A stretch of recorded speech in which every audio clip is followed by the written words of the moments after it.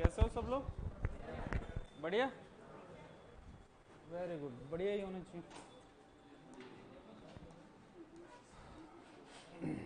क्या कर रहे थे लास्ट टाइम? आई ऑर्बिट का निर्माण करती है, ठीक है। लास्ट टाइम कार्टिलेज की बात कर रहे थे, हमने कहा था उपास्थि का निर्माण होने की जो प्रक्रिया होती है उसको बोलते हैं कॉन्ड्रिफिकेशन। उपास्थि का निर्माण करने वाली कोशिकाएं कौन सी होती है? कॉन्ड्रोब्लास्ट। उपास्थि को नष्ट करने वाली उपास्थि में प्रोटीन कौन सी होती है? बोर्निया कंकाल किसका बना होता है? उपास्थि का बना होता है। उपास्थि की बाह्य परत को क्या बोलते हैं? क्या बोलते हैं? पेरिकॉन्ड्रियम। उपास्थि की मैट्रिक्स को क्या कहते हैं? उपास्थि कितने प्रकार की होती है? सबसे पहले कितने कहाँ पे पाई जाती है?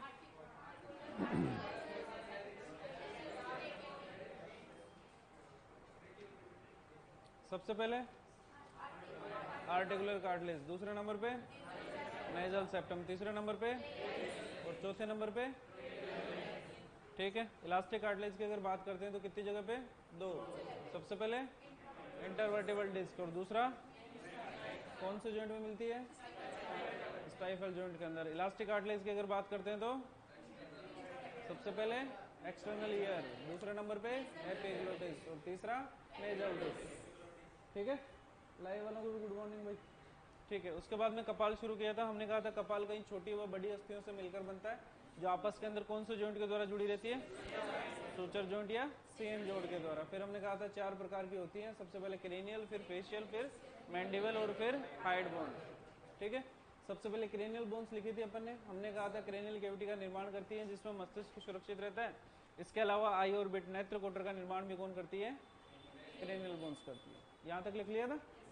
नेक्स्ट लिखो। हेडिंग डाली हुई है अपन ने क्रेनियल बोन्स, कपाली अस्थियां।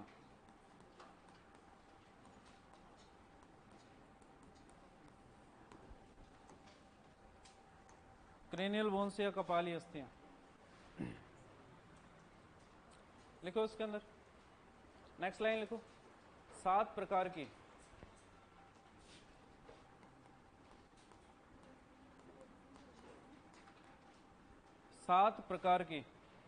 नेक्स्ट लाइन लिखो, 7 प्रकार की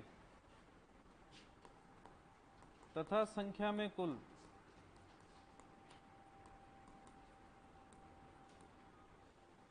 7 प्रकार की तथा संख्या में कुल 7 प्रकार की तथा संख्या में कुल।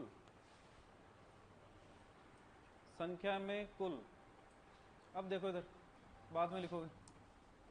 7 प्रकार की अगर बात करते हैं तो पहले नंबर पे आती है हमारे पास में ऑक्सीपिटल, दूसरे नंबर पे आती है स्फिनोइड, तीसरे नंबर पे आती है एथेमोइड, चौथे नंबर पे आती है पैराइटल, पांचवें नंबर पे फ्रंटल, छठे नंबर पे टेम्पोरल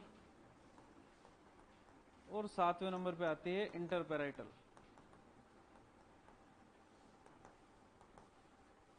सबसे पहले कौन सी है? ऑक्सीपिटल, दूसरे नंबर पे स्फिनोइड, तीसरे नंबर पे एथेमोइड, चौथे नंबर पे पैराइटल, पांचवें नंबर पे फ्रंटल, छठे नंबर पे टेम्पोरल, सातवें नंबर पे इंटरपैराइटल। तो पहली लाइन लिखी है अपन ने, कितने प्रकार की होती है? 7 प्रकार की में सबसे पहला नाम, फिर फिर फिर फिर फिर फिर क्लियर, ठीक है। संख्या की अगर बात करते हैं तो शुरुआत की जो 3 होती है ये सिंगल होती है, बाकी 2-2 होती है। टोटल कितनी हो गई? अरे गिन लो एक बार, गणित अपनी इतनी स्ट्रांग होती है। 11। तो संख्या में कुल कितनी होगी? 11। तो लाइन लिखी है अपन ने क्रेनियल बोन्स के अंदर की 7 प्रकार की तथा संख्या में कुल 11 होती है। लाइन कंप्लीट करो वो वाली। 7 प्रकार की तथा संख्या में कुल 11 होती है, कुल 11 होती हैं।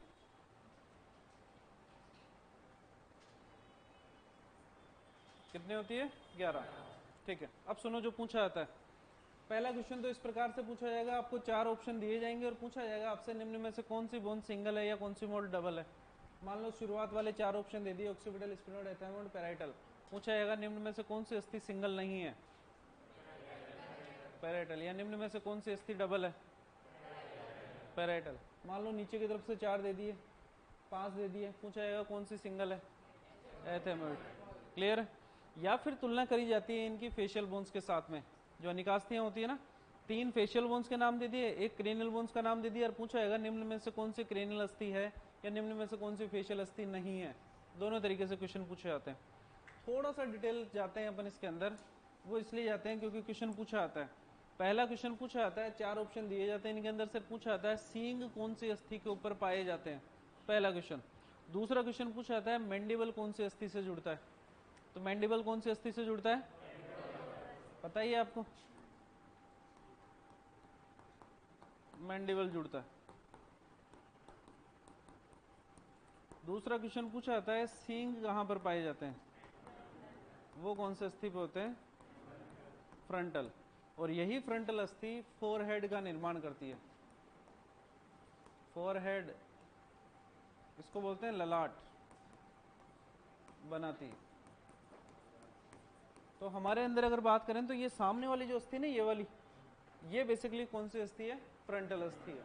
ठीक है, 7 प्रकार की है। मेन काम है इनका क्रेनियल कैविटी का निर्माण करना, मस्तिष्क गुहा का निर्माण करना, जिसके अंदर मस्तिष्क सुरक्षित रहे। तो 7 प्रकार की है। सातों को अगर एक नाम देना चाहो तो आप इनको क्रेनियम बोल सकते हो। क्या बोल सकते हो? लिखा है कल अपन ने कि संयुक्त रूप से इनको क्या बोलते हैं? क्रेनियम बोलते हैं। क्लियर है? उतारोगे ऐसे कैसे?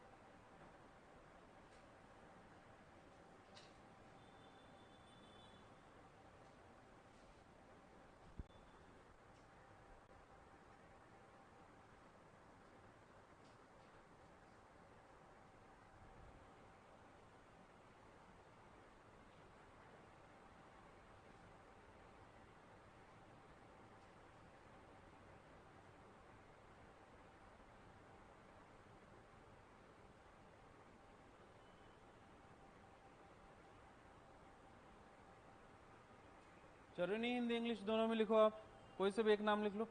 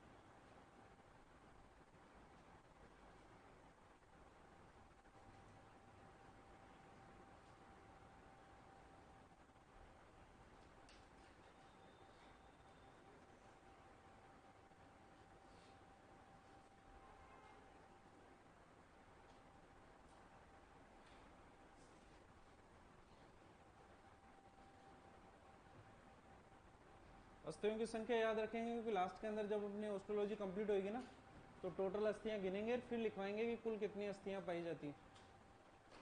तो याद रखना हमारे को क्रेनियल बोन्स कितनी है, फेशियल कितनी है, मैंडिबल कितनी है, हाइड कितनी है, आगे वाले पैर में कितनी है, पीछे वाले पैर में कितनी है, कशुरुकाएं कितनी है, हमारे पास में पसलियां कितनी है, स्टर्नम कितना है, ये सारे याद रखेंगे अपन। अंडरलाइन करोगे, सींग उपस्थित।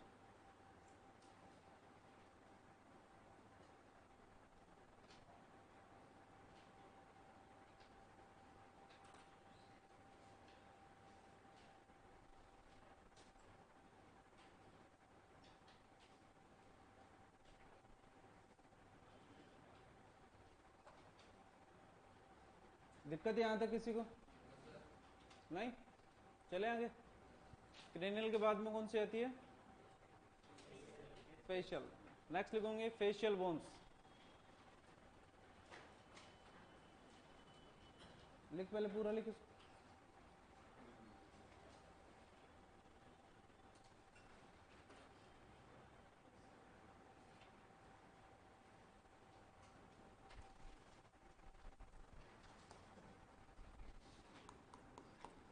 सेकंड नंबर पे आती है फेशियल बोन्स, जिनको हम अनिकास्थियों के नाम से भी जानते हैं। अनिकास्थियां। फेशियल बोन्स की अगर बात करते हैं तो बेसिकली पाचन तंत्र व श्वसन तंत्र,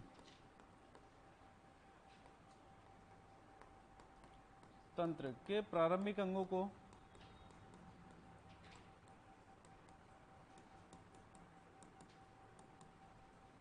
आधार प्रदान करती है।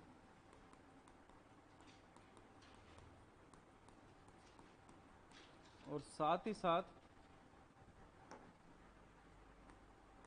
चेहरा यानी कि फेस बनाती है। बात करें प्रकार की तो ये होती है 9 प्रकार की। कितने प्रकार की? तथा संख्या में कुल की अगर बात करें वो आप गिन के बता ही दोगे। 9 प्रकार की अगर बात करते हैं तो सबसे पहला जो नाम आता है हमारे पास में वो आता है मैक्सिला। उसके बाद में आती है प्रीमैक्सिला। उसके बाद में आती है पैलेटाइन, फिर टेरिगोइड, नेजल, लैक्राइमल,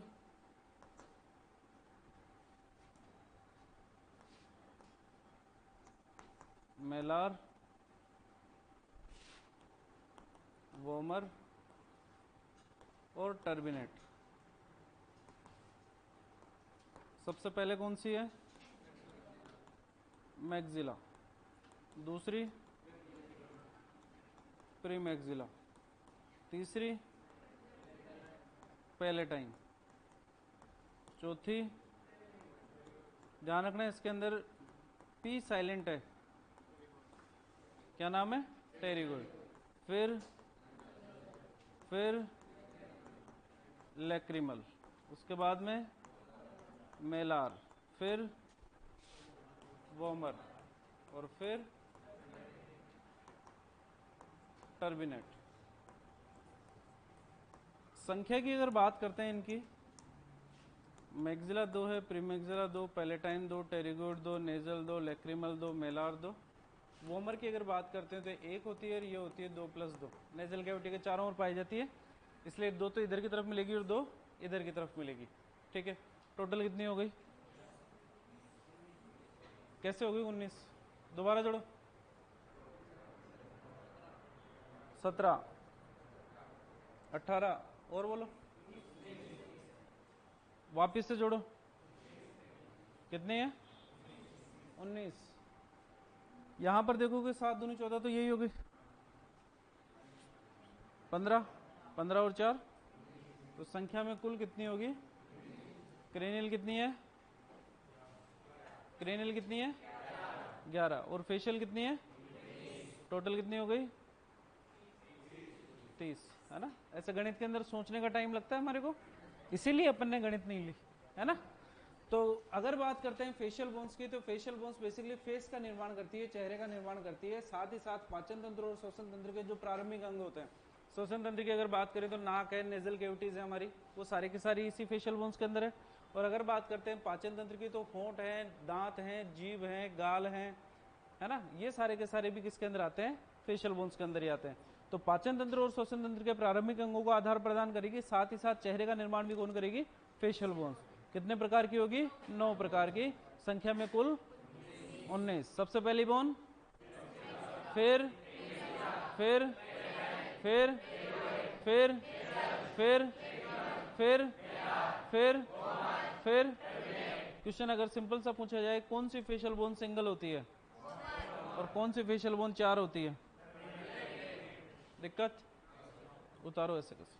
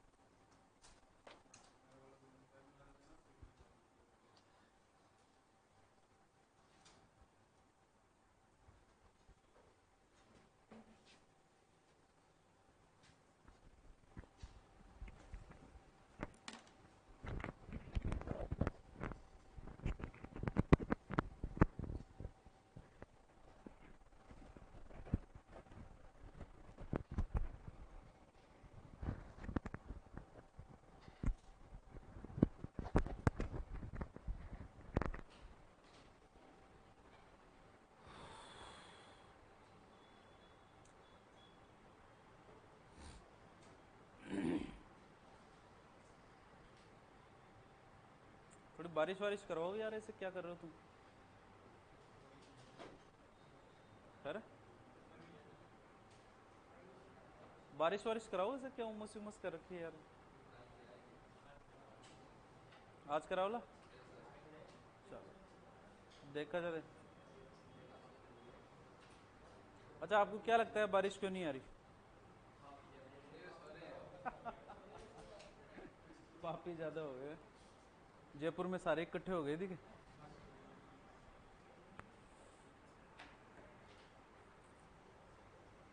मानसून का टाइम चल रहा है, जुलाई के अंदर इतनी बारिश होती है, लेकिन अब की बार पता नहीं क्या।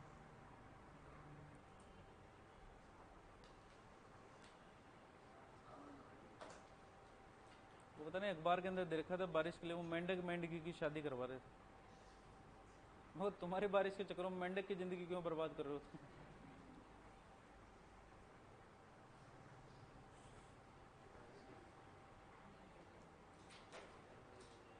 सर पूछा करो, तुम क्लास में आना छोड़ देते हो, मैं पूछना शुरू करता हूँ तो पूछ लेंगे रे, कभी मन होगा तभी पूछ लेंगे। कोर्स भी तो करवाना है, पूछना थोड़ी है। लिख लिया सबने? क्वेश्चन पूछा जाता है इन सबके अंदर से सबसे बड़ी फेशियल बोन कौन सी होती है?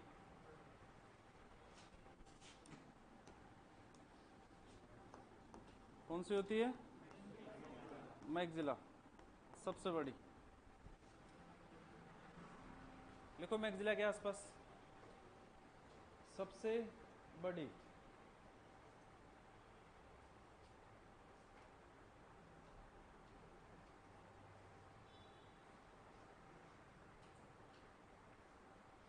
मैक्सिला के आगे लिखोगे सबसे बड़ी फेशियल बोन, सबसे बड़ी फेशियल बोन।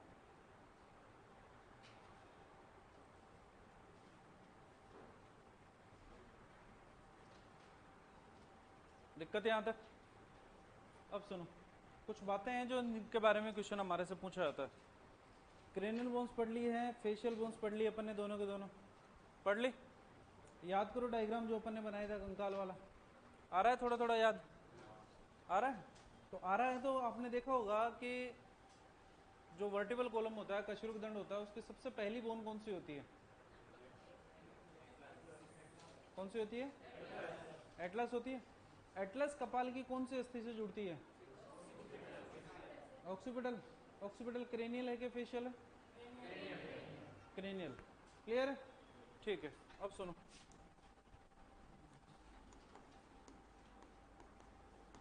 कपाल की ऑक्सीपिटल अस्थि में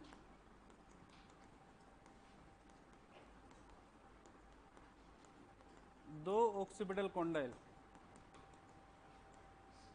हुक जैसी संरचना पाई जाती है,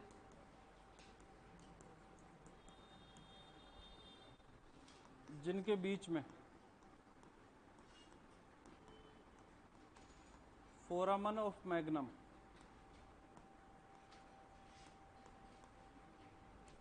कौन सा है? फोरामन ऑफ मैग्नम पाया जाता है, जिससे मेरू रज्जु का नाम सुना है? स्पाइनल कोड निकलता है।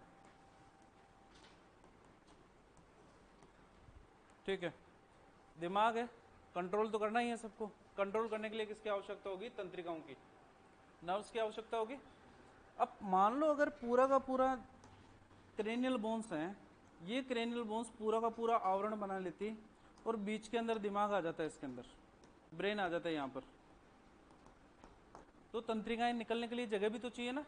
सारी तरफ तो हड्डियां लगा दी, अब तंत्रिकाएं निकलेगी कहाँ से?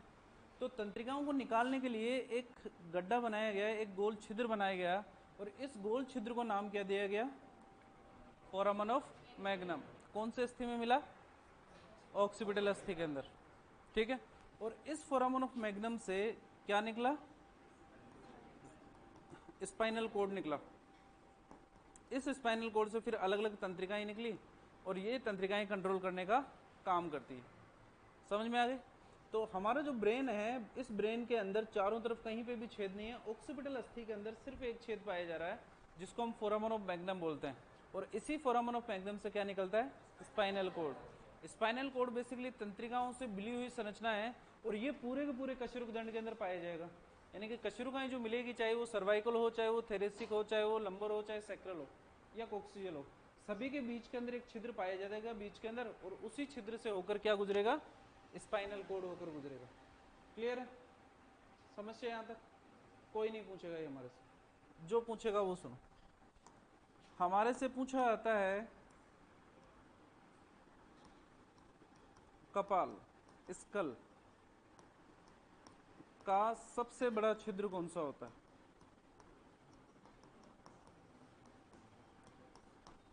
वो कौन सा होता है? फोरामन ऑफ मैग्नम। यानी कि हमारे सिर के अंदर बहुत सारे, ब्रेन के अंदर, फेशियल बोन्स के अंदर छिद्र पाए जाते हैं, लेकिन उन छिद्रों के अंदर से सबसे बड़ा छिद्र कौन सा होगा? फोरामन ऑफ मैग्नम। एक क्वेश्चन और पूछा जाता है हमारे से, पूछा जाता है शरीर का सबसे बड़ा छिद्र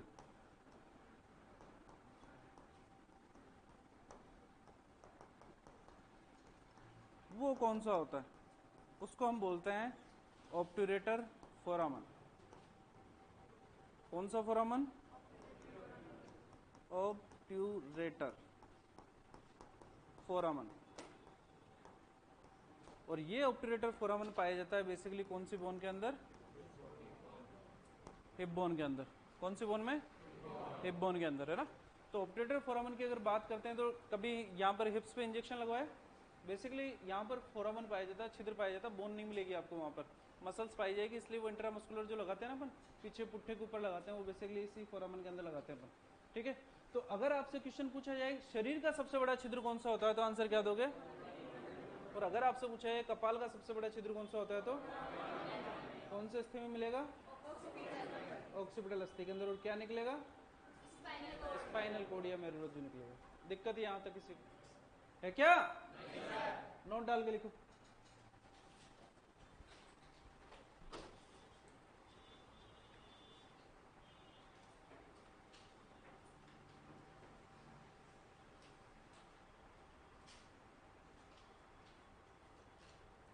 नोट डाल के लिखो, कपाल की ऑक्सीपिटल अस्थि में, नोट डाल के लिखो, कपाल की ऑक्सीपिटल अस्थि में, कपाल की ऑक्सीपिटल अस्थि में, कपाल की ऑक्सीपिटल अस्थि में दो ऑक्सीपिटल कॉन्डाइल पाए जाते हैं। कपाल की ऑक्सीपिटल अस्थि में दो ऑक्सीपिटल कॉन्डाइल पाए जाते हैं। कपाल की ऑक्सीपिटल अस्थि में दो ऑक्सीपिटल कॉन्डाइल पाए जाते हैं। कपाल की ऑक्सीपिटल अस्थि में दो ऑक्सीपिटल कॉन्डाइल पाए जाते हैं, जिनके बीच में, जिनके बीच में, जिनके बीच में फोरामन ऑफ मैग्नम होता है, जिनके बीच में फोरामन ऑफ मैग्नम, जिनके बीच में फोरामन ऑफ मैग्नम, जिनके बीच में फोरामन ऑफ मैग्नम होता है, जिनके बीच में फोरामन ऑफ मैग्नम होता है। ठीक है, नेक्स्ट लिखो, इससे मेरुरज्जु या स्पाइनल कोड होकर गुजरता है। इससे मेरुरज्जु या स्पाइनल कोड होकर गुजरता है। इससे मेरुरज्जु या स्पाइनल कोड होकर गुजरता है। इससे मेरुरज्जु या स्पाइनल कोड होकर गुजरता है। इससे मेरुरज्जु या स्पाइनल कोड होकर गुजरता है। क्लियर है? नेक्स्ट लिखो नोट डाल के,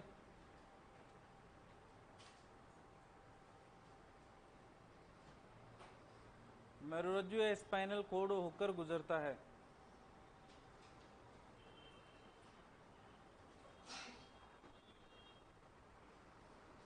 लिख लिया? नोट डाल के लिखो। नेक्स्ट, कपाल का सबसे बड़ा छिद्र, कपाल का सबसे बड़ा छिद्र, कपाल का सबसे बड़ा छिद्र, लिखो, फोरामन ऑफ मैग्नम, फोरामन ऑफ मैग्नम।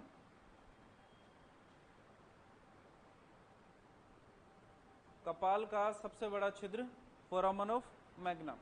इसी के जस्ट नीचे लिखो, शरीर का सबसे बड़ा छिद्र, शरीर का सबसे बड़ा छिद्र। दोनों ही चीजें इंपॉर्टेंट है, एग्जाम के अंदर, बोर्ड एग्जाम के अंदर पूछी जाएगी आपसे, शरीर का सबसे बड़ा छिद्र कौन सा होता है और कपाल का सबसे बड़ा छिद्र कौन सा होता है। तो देख लेना, पहले कपाल लिखा हुआ है कि पहले शरीर लिखा हुआ है। शरीर का सबसे बड़ा छिद्र ऑब्ट्यूरेटर फोरामन, ऑब्ट्यूरेटर फोरामन, ऑब्ट्यूरेटर फोरामन। दिक्कत यहां तक किसी को? चला? चलो,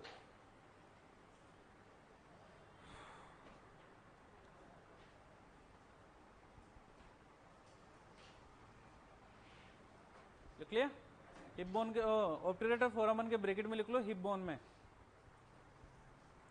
ऑब्ट्यूरेटर फोरामन के ब्रैकेट में लिखो हिप बोन में।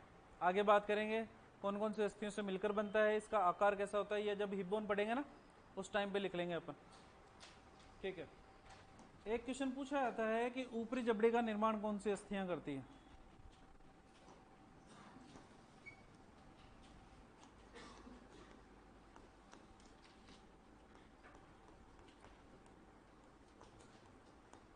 ऊपरी जबड़ा अपर जा, निचले जबड़े का निर्माण कौन सी अस्थि करती है?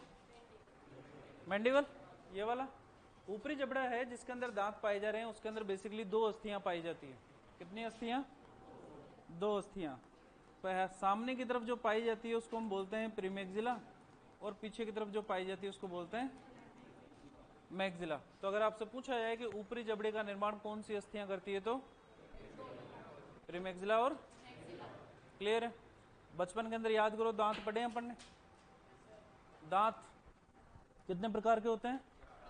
सबसे पहले इंसाइजर, फिर प्रीमोलर, फिर पता ही है? ठीक है, हमारे से पूछा जाता है इंसाइजर और कैनाइन कौन सी अस्थि के ऊपर पाए जाते हैं? और प्रीमोलर और मोलर कौन सी अस्थि के ऊपर पाए जाते हैं? तो अगर आपसे पूछा जाए कि इंसाइजर और कैनाइन दांत किसके ऊपर पाए जाते हैं, तो और मोलर और प्रीमोलर मैक्सिला, यानी कि सामने की तरफ आप देखोगे तो हमारे इंसाइजर दांत है, इंसाइजर दांतों के पास में ही यहाँ पर एक खूंटे जैसा दांत है जिसको हम बोलते हैं कैनाइन। यहाँ तक हमारी प्रीमैक्सिला है, उसके बाद के अंदर यहाँ पर हमारे जो दांत पाए जा रहे हैं ये हमारे कौन से बोन के ऊपर पाए जाएंगे? मैक्सिला के ऊपर। और दांत कौन से होंगे? मोलर और प्रीमोलर। क्लियर है? तो यहाँ पर अगर देखें तो ये मेरा गाल है, इसलिए इन प्रीमोलर और मोलर दांतों को संयुक्त रूप से चीक टीथ भी कहते हैं। क्या बोलते हैं? शुद्ध हिंदी के अंदर इनको कपोल दांत भी कहते हैं। कौन से दांत? दूध के दांत अलग चीज होती है भैया, है ना, वो अलग चीजें हैं, जब दांत पढ़ेंगे पाचन तंत्र के अंदर उस टाइम पे बात कर लेंगे। अभी सिर्फ इतना याद रखना है कि ऊपरी जबड़े का निर्माण कौन करती है? प्रीमैक्सिला और मैक्सिला। क्लियर है? लिखो इसके अंदर, नेक्स्ट लाइन लिखो। ये जो लाइनें लिख रहे हैं ना, ये अपन बेसिकली क्रेनियल और फेशियल बोन से रिलेटेड हैं, जिनसे क्वेश्चन पूछा जाता है हमारे से। नेक्स्ट लिखो, ऊपरी जबड़े का निर्माण, ऊपरी जबड़े का निर्माण, ऊपरी जबड़े का निर्माण प्रीमैक्सिला तथा मैक्सिला अस्थियां मिलकर करती हैं।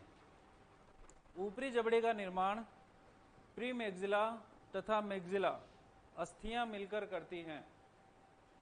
ऊपरी जबड़े का निर्माण प्रीमैक्सिला तथा मैक्सिला अस्थियां मिलकर करती हैं। ऊपरी जबड़े का निर्माण प्रीमैक्सिला तथा मैक्सिला अस्थियां मिलकर करती हैं। प्रीमैक्सिला तथा मैक्सिला अस्थियां मिलकर करती हैं। नेक्स्ट लिखो, प्रीमैक्सिला अस्थि पर इंसाइजर तथा कैनाइन दांत। नेक्स्ट लिखो, प्रीमैक्सिला अस्थि पर इंसाइजर तथा कैनाइन दांत। प्रीमैक्सिला अस्थि पर इंसाइजर तथा कैनाइन दांत तथा मैक्सिला अस्थि पर प्रीमोलर तथा मोलर दांत पाए जाते हैं। प्रीमैक्सिला अस्थि पर इंसाइजर तथा कैनाइन दांत, स्पेलिंग सही लिखोगे, INCISOR।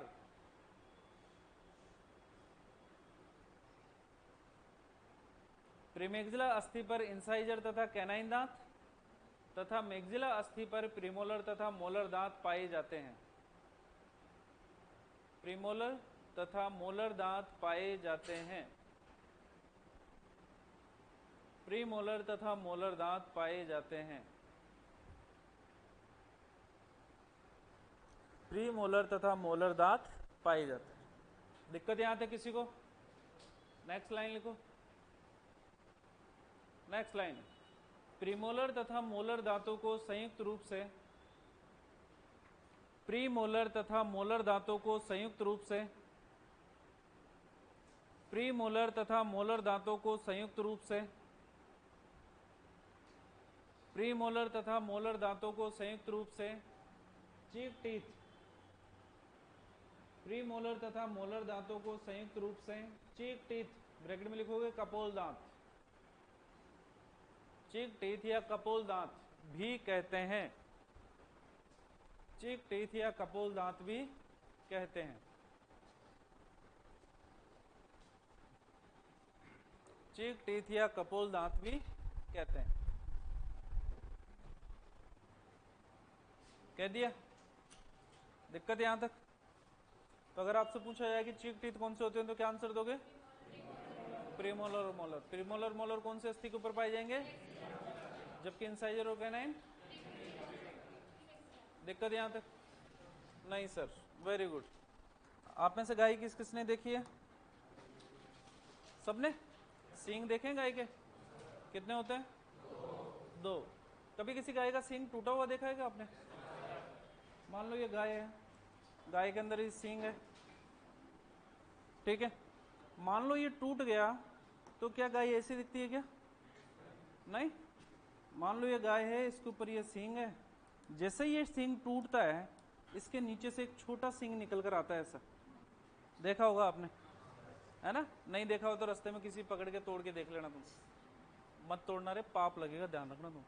तुम्हारे एनाटोमी के चक्रों में गाय को दर्द हो जाएगा, नहीं तोड़ेंगे अपन, वैसे ही देख लेंगे कभी कोई टूटेगा तो, ठीक है ना। ये अस्थि कौन सी है जिसके ऊपर सींग पाए जा रहे हैं? लिखा था ना अभी, फ्रंटल अस्थि के सामने सींग पाए जाते हैं। इस फ्रंटल अस्थि के ऊपर, ये अस्थि के ऊपर एक प्रोसेस पाया जाता है, इस प्रोसेस को हम कहते हैं कॉर्नुअल प्रोसेस। कौन सा प्रोसेस? कॉर्नुअल प्रवर्ध कहते हैं इसको, ठीक है। और इस कॉर्नुअल प्रवर्ध के ऊपर ही आपको क्या मिलता है? सींग, हॉर्न, ठीक है। समझ में आया क्या कहना चाह रहा हूं? कि फ्रंटल अस्थि के ऊपर कॉर्नुअल प्रवर्ध पाया जाता है, जिसके ऊपर केराटिन का आवरण पाया जाता है, जिसको सींग कहते हैं अपन। सींग किससे बनता है? केराटिन से, ठीक है ना। याद करो जब बाह्य कंकाल लिखा था, हमने लिखा था बाल, नाखून, खुर, सींग। बाह्य कंकाल के अवशेषी रूप होते हैं और किसके बने होते हैं? केराटिन प्रोटीन, ठीक है। तो ये जो प्रोसेस होता है, इस प्रोसेस को हम कहते हैं कॉर्नुअल प्रोसेस। इस कॉर्नुअल प्रोसेस की आवश्यकता पड़ेगी आपको वापस से जब अपन पढ़ेंगे सर्जरी। सर्जरी के अंदर एनेस्थीसिया हमारे कोर्स के अंदर है। 3 प्रकार के एनेस्थीसिया पढ़ेंगे, लोकल एनेस्थीसिया, रीजनल एनेस्थीसिया और जनरल एनेस्थीसिया। रीजनल एनेस्थीसिया के अंदर 3 प्रकार के पढ़ते हैं अपन। सबसे पहले पढ़ते हैं अपन पैरालंबर, कौन सा? दूसरा पढ़ते हैं कॉर्नुअल और तीसरा पढ़ते हैं एपिड्यूरल, है ना। तो एक ब्लॉक का नाम आता है जिसको बोलते हैं कॉर्नुअल नर्व ब्लॉक, और कॉर्नुअल नर्व ब्लॉक किया जाता है सींग काटने के, हॉर्न एम्पुटेशन के लिए। तो बेसिकली प्रोसेस कॉर्नुअल है, तो इसके अंदर जो तंत्रिका जाएगी वो तंत्रिका भी कौन सी होगी? कॉर्नुअल नर्व होगी। तो डिसेंसिटाइज या दर्द को मिटाने के लिए आपको इस कॉर्नुअल नर्व को ब्लॉक करना पड़ेगा, ठीक है। हमारे से पूछा जाता है कि सींग कहाँ पर पाए जाते हैं, तो भी आंसर क्या होगा? हमारे से पूछा है कॉर्नुअल प्रोसेस किसके ऊपर पाया जाता है, तो भी आंसर क्या होगा? लिखो ये लाइन, नेक्स्ट लाइन लिखो। फ्रंटल अस्थि पर, फ्रंटल अस्थि पर कॉर्नुअल प्रवर्ध पाया जाता है। फ्रंटल अस्थि पर कॉर्नुअल प्रवर्ध पाया जाता है। फ्रंटल अस्थि पर कॉर्नुअल प्रवर्ध पाया जाता है।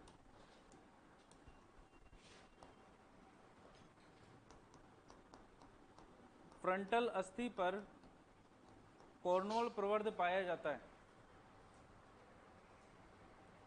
फ्रंटल अस्थि पर कॉर्नुअल प्रोसेस या कॉर्नुअल प्रवर्ध पाया जाता है, जिससे सींग का निर्माण होता है, जिससे सींग का निर्माण होता है,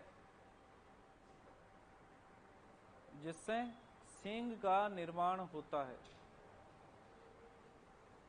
क्लियर? हमारे से पूछा था गाय, भैंस, भेड़, बकरी ऑप्शन में दिए जाते हैं। पूछा जाता है कि कॉर्नुअल प्रोसेस किस में एब्सेंट होता है, क्या आंसर दोगे? एक क्वेश्चन पूछा जाता है कि कॉर्नुअल प्रोसेस किस में एब्सेंट होता है, ऑप्शन में दिए जाते हैं गाय, भैंस, भेड़, बकरी। भेड़। क्यों? आंसर भेड़ क्यों होगा? तो जिसके अंदर सींग नहीं होंगे उनके अंदर कॉर्नुअल प्रोसेस भी नहीं पाया जाएगा। क्लियर है? दिक्कत यहां तक? नेक्स्ट, एक क्वेश्चन दे रखा है बुक्स के अंदर, इनकम्प्लीट आई ऑर्बिट तथा इनकम्प्लीट मैंडिबुलर सिम्फाइसिस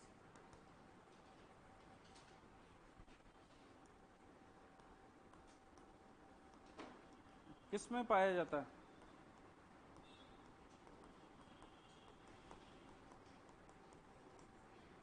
किसमें मिलेगा?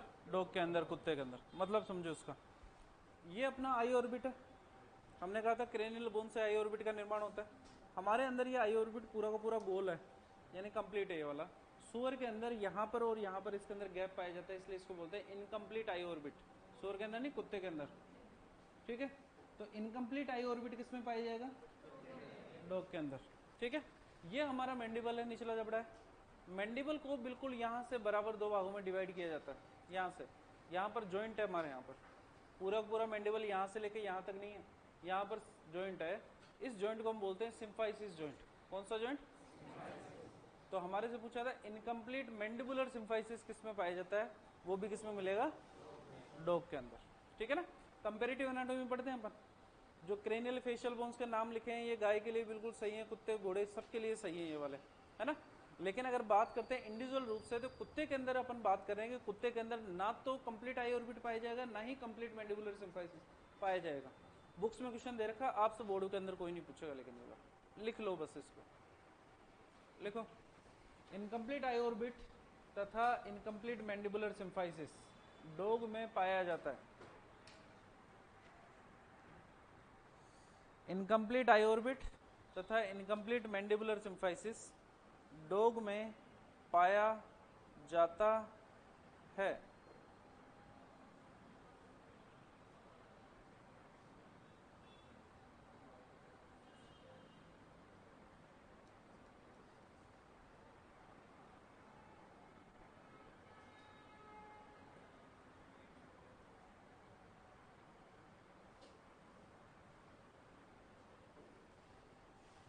इनकम्प्लीट आई ऑर्बिट तथा इनकम्प्लीट मैंडिबुलर सिम्फाइसिस डॉग में पाया जाता है।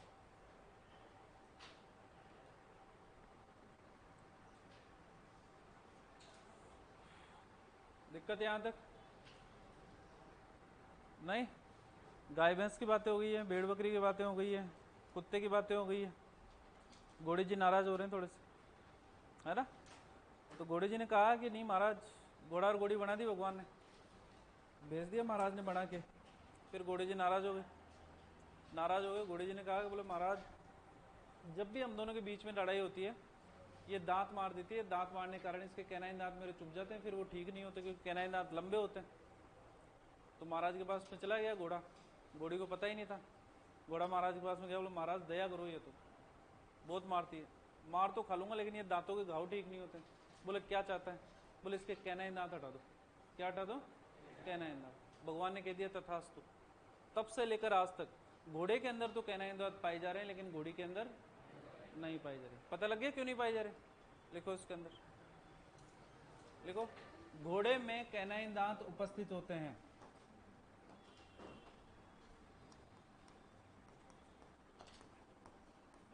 घोड़े में कैनाइन दांत उपस्थित होते हैं,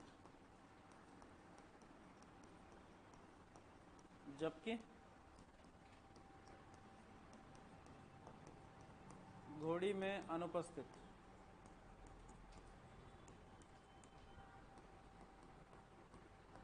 तो डेंटल फॉर्मूला या दंत सूत्र लिखेंगे ना अपन, उस टाइम पे घोड़े का डेंटल फॉर्मूला अलग आएगा और घोड़ी का डेंटल फॉर्मूला अलग आएगा, क्योंकि दांतों की संख्या दोनों के अंदर अलग अलग हुई, है ना। तो जैसे घोड़े का डेंटल फॉर्मूला लिखते हैं वो अपन लिखते हैं 31-33/31-33। घोड़ी का लिखते हैं 30-33/30-33। घोड़ी के अंदर दांतों की संख्या 36 होती है जबकि घोड़े के अंदर 40 होती है। उसके बाद से आज तक घोड़ी कभी घोड़े को काट नहीं पाई कैनाइन के द्वारा। दिक्कत यहाँ तक नहीं? मुर्गे जी नाराज हो गए। मुर्गे जी ने कहा कि जब इतने एनाटॉमी पढ़ा रहे हो तो थोड़ा सा मेरे बारे में बता दो। फाउल। अब सुनो यहाँ पर, मुर्गी जी के अंदर दांत कितने पाए जाते हैं? कितने होते हैं? अनुपस्थित होते हैं, पाए ही नहीं जाते। क्या पाई जाती है? चोंच, बीक पाई जाती है।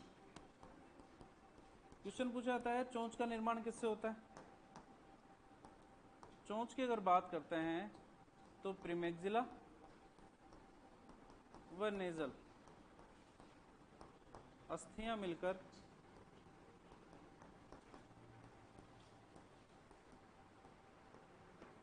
चोंच का निर्माण करती है।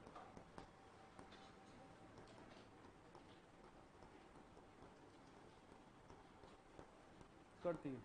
हमारे अंदर अगर बात करें और पशुओं के अंदर बात करें तो ऊपरी जबड़ा और निचला जबड़ा, इन दोनों के अंदर से गतिशील कौन सा होता है? निचला जबड़ा। सही है क्या? तो हमारे अंदर बात करें चाहे पशुओं के अंदर बात करें, सिर्फ मैंडिबल हमारा मूवेबल होता है, लेकिन पक्षियों की अगर बात करें तो ऊपरी जबड़ा भी गतिशील होता है इसके अंदर। ये क्या हो गया?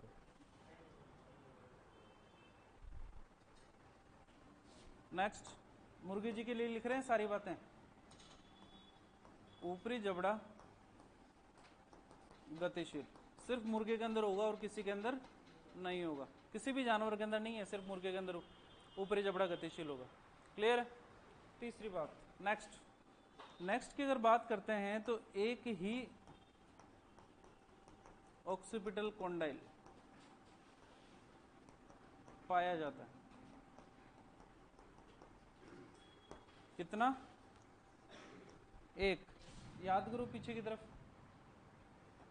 यहां पर लिखे थे ऑक्सीपिटल कॉन्डाइल कितने थे? सभी जानवरों के अंदर 2 ऑक्सीपिटल कॉन्डाइल पाए जाते हैं, लेकिन मुर्गे के अंदर एक। फायदा क्या रहा? अभी जैसे नॉर्मल अपनी गर्दन है, अपन ऐसे घुमा लेते हैं, 180 डिग्री पे रोटेट हो जाती, 180 इधर इधर पीछे की तरफ घूमती है क्या? नहीं घूमती। कारण क्या है कि जब ऑक्सीपिटल कॉन्डाइल से ये बोन जुड़ती है तो ये वाला आता है मोशन, इसमें रोटेशन तो आ ही नहीं सकता, नहीं आ सकता। तो हमारी गर्दन इतना घूमती है, ये तो यस जॉइंट हो गया। ये वाला जॉइंट कौन सा होगा? No joint. ठीक है, नो जॉइंट कौन कौन से अस्थियों के बीच में बनता है? एटलस और यस जॉइंट ऑक्सीपिटल और एटलस। ठीक है, तो ये 180 डिग्री का जो मूवमेंट आया ये कौन से जॉइंट के कारण आया? नो जॉइंट के कारण आया। ठीक है, 2 ऑक्सीपिटल कॉन्डाइल पाए जाने के कारण मूवमेंट यस जॉइंट वाली तो आ रही थी, लेकिन रोटेशन नहीं आ पा रही थी। लेकिन अगर एक ही ऑक्सीपिटल कॉन्डाइल आता तो ये वाला मूवमेंट तो पॉसिबल था ही, ये वाला भी हो जाता। सही है कि नहीं है भाई? मान लो अगर ये 2 ऑक्सीपिटल कॉन्डाइल है, यहाँ से ये 2 ऑक्सीपिटल कॉन्डाइल जुड़े हुए हैं यहाँ से, तो ये वाला मूवमेंट हो रहा है यस जॉइंट वाला। ठीक है, ये घूम नहीं सकता, ऐसे रोटेट नहीं कर सकता, वरना ऑक्सीपिटल कॉन्डाइल टूट जाएंगे। अगर मान लो एक ही ऑक्सीपिटल कॉन्डाइल रहता है यहाँ पर, तो ये वाली मूवमेंट तो आती आती, साथ में ये वाली भी तो आ सकती थी, रोटेशन भी तो, घूर्णन आ सकता था। तो पक्षियों के अंदर एक ही ऑक्सीपिटल कॉन्डाइल का फायदा ये रहा कि पक्षी अब तो सिर्फ 180 डिग्री देख सकते हैं, पक्षी पूरा का पूरा 360 डिग्री देख सकते हैं, गर्दन को पूरा का पूरा पीछा घुमा देते हैं। 180 डिग्री तक तो उनका नो जॉइंट काम करता है, और 180 से ज्यादा इनका कौन सा जॉइंट काम करेगा? यस जॉइंट काम करेगा। किसकी वजह से? एक ही ऑक्सीपिटल कॉन्डाइल पाए जाने की वजह से। ये फर्क है हमारे अंदर। तो मुर्गा वर्गा बहुत अच्छा चल रहा था, सारा सब कुछ भगवान ने बना के बेच दिया, फिर अचानक मुर्गा दाना खा रहा था, पीछे से कोई कुत्ता आया, कुत्ते ने पकड़ के खा लिया। मुर्गे जी मर के पहुंच गए महाराज के पास में, बोलो महाराज ये क्या हुआ? बोले बेटा ये तो मृत्यु संसार का नियम है। बोले महाराज ऐसी मृत्यु, बचने का कोई मौका ही नहीं। बोले बचने का मौका है ना आंखें। बोले महाराज पीछे से कोई आ रहा है वो थोड़ी दिखता है। बोले क्या चाहता है? बोले महाराज पीछे भी दिखाओ। महाराज ने कहा एक ऑक्सीपिटल कॉन्डाइल हटाओ, इसका एक ही लगाओ, आधा तो नो जॉइंट काम करेगा, आधा यस जॉइंट काम करेगा, पीछे का भी देख लेगा। फिर आंखें उनके अंदर सामने के अंदर नहीं दी, साइड में अंदर लगाई, ताकि व्यू भी उनका ज्यादा अच्छा रहे। तो पक्षियों के अंदर शिकार से बचने के लिए, शिकार होने से बचने के लिए ये वाली व्यवस्था की गई। ठीक है ना? तो अगर सिंपल सा क्वेश्चन पूछा जाए आपसे कि दांत किस में अनुपस्थित होते हैं, तो मुर्गे के अंदर। चोंच किस में पाई जाती है? चोंच किससे बनती है? प्रीमैक्सिला और नेजल। ऊपरी जबड़ा गतिशील किस में होता है? मुर्गे के अंदर। और एक ही ऑक्सीपिटल कॉन्डाइल किस में पाया जाता है? दिक्कत ऐसे कैसे उतारू?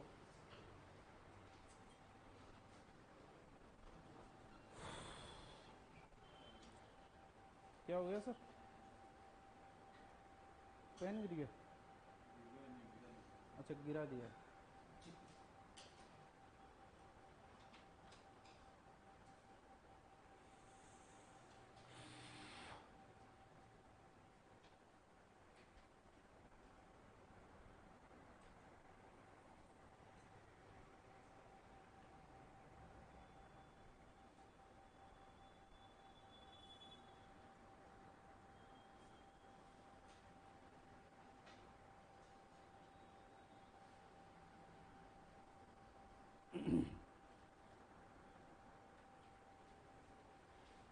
चोंच कितनी होती है? एक या दो?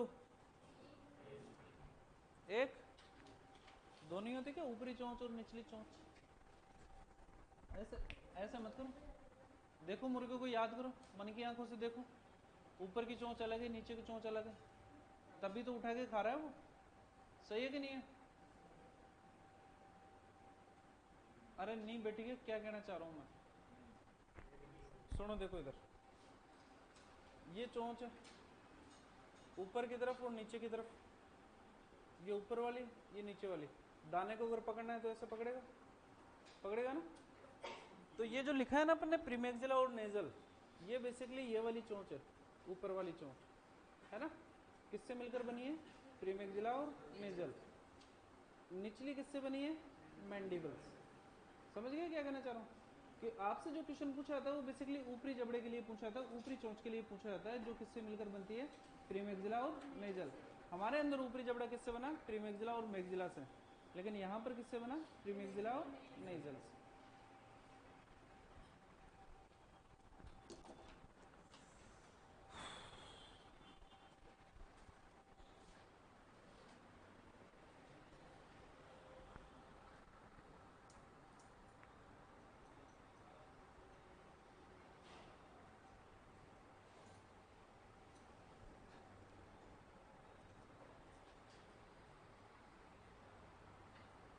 तो जितनी भी बातें अभी तक लिखवाई है उनके अंदर से क्वेश्चन बुक्स के अंदर दे रखे हैं सारे के सारे। आपके लिए इंपॉर्टेंट 3 चीजें हैं, शरीर का सबसे बड़ा छिद्र, कपाल का सबसे बड़ा छिद्र और कॉर्नल प्रोसेस कौन सी बोन के ऊपर पाया जाता है? तीनों। शरीर का सबसे बड़ा छिद्र कौन सा होता है? ऑब्टेरेटर फोरामन। कपाल का सबसे बड़ा छिद्र फोरामन ऑफ मैग्ना। और कॉर्नल प्रोसेस कौन सी बोन के ऊपर पाया जाता है? फ्रंटल बोन के ऊपर। और जिनके अंदर कॉर्नल प्रोसेस नहीं पाया जाएगा इसका मतलब उनके अंदर सींग भी नहीं पाई जाएगी। दिक्कत है किसी को यहाँ तक? मुर्गे के लिए क्वेश्चन दे रखा, हमने लिख दिया बस। यहाँ पर आपको ये फील नहीं होना चाहिए कि बुक के क्वेश्चन अपने को आ नहीं रहे, बस इस वजह से। यहाँ पर हमारी क्रेनियल और फेशियल बोन्स की बातें होती है खत्म। ठीक है, तो क्रेनियल बोन फिर फेशियल बोन के बाद में क्या आता है? मैंडिबल। हेडिंग डालो मैंडिबल, हेडिंग डालो मैंडिबल, निचला जबड़ा। मैंडिबल निचला जबड़ा बात करेंगे कल।